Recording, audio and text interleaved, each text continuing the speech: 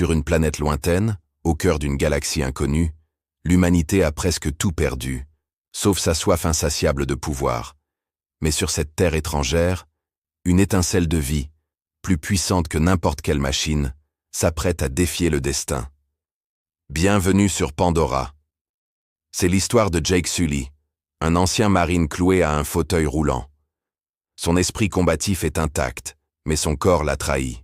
Le deuil de son frère jumeau lui ouvre pourtant une porte inattendue, une chance de renaître, de marcher à nouveau, de courir.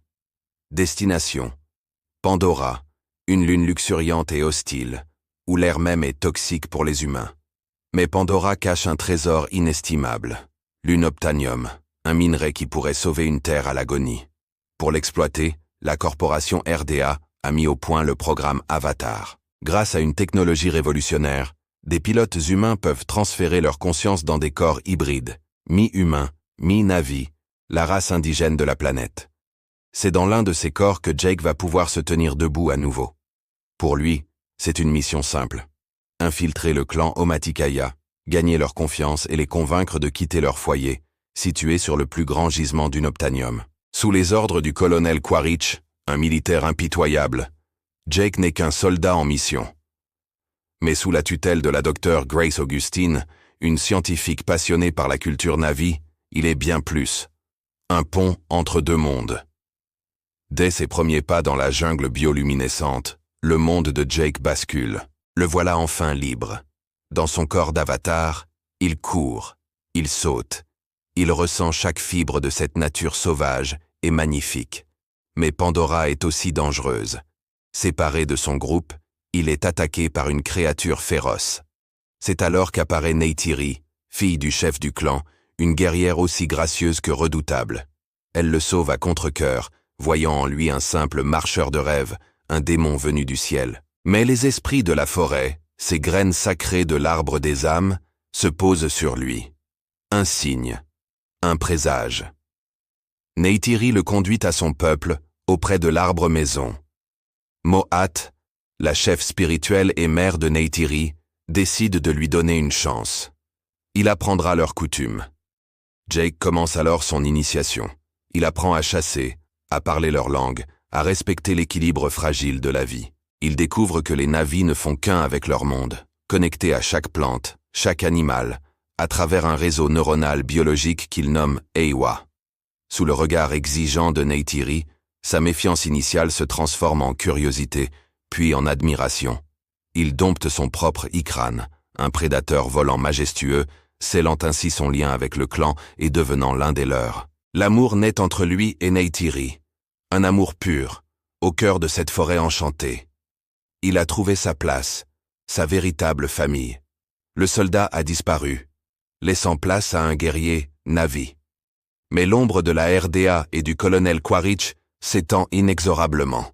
Le temps presse, et Jake est déchiré entre deux mondes, entre sa mission et son cœur. Le temps imparti est écoulé.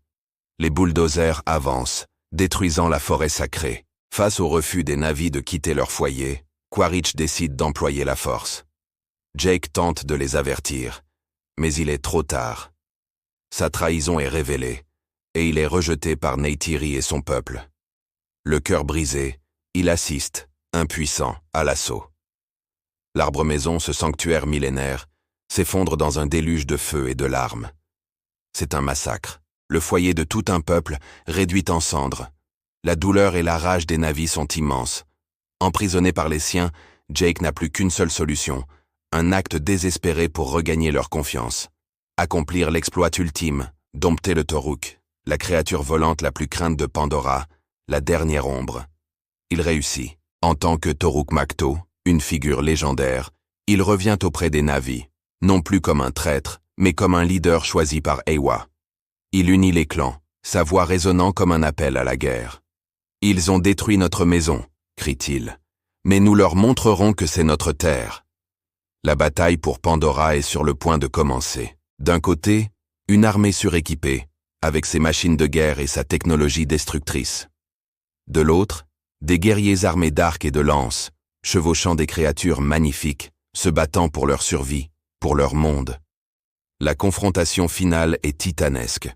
Le ciel de Pandora devient un champ de bataille où les écrans affrontent les hélicoptères de combat. Au sol, les guerriers Na'vi se heurtent aux soldats en armure mécanisée. C'est un choc des civilisations, une lutte du naturel contre l'artificiel. Malgré leur courage, les Na'vi subissent de lourdes pertes. Neytiri, dévasté, voit son Ikran tué. Tout semble perdu. Mais alors que l'espoir s'amenuise, Eywa répond à la prière de Jake. La faune de Pandora se soulève. Des marées de créatures féroces se joignent au combat, submergeant les forces humaines.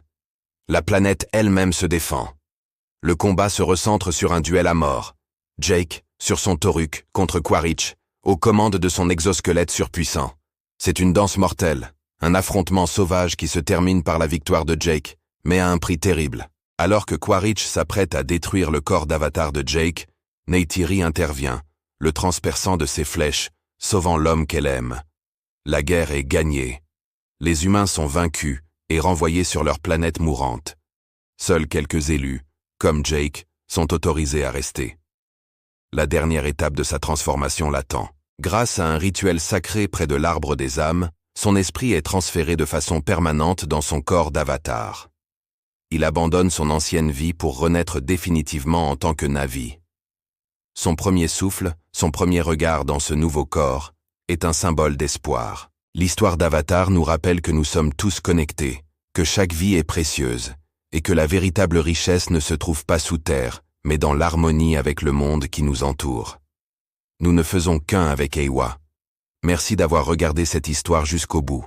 Si ce résumé épique vous a plu et vous a donné envie de replonger dans la magie de Pandora, n'oubliez pas de laisser un pouce bleu, de commenter et surtout de vous abonner pour ne manquer aucune de nos prochaines aventures cinématographiques. À très bientôt.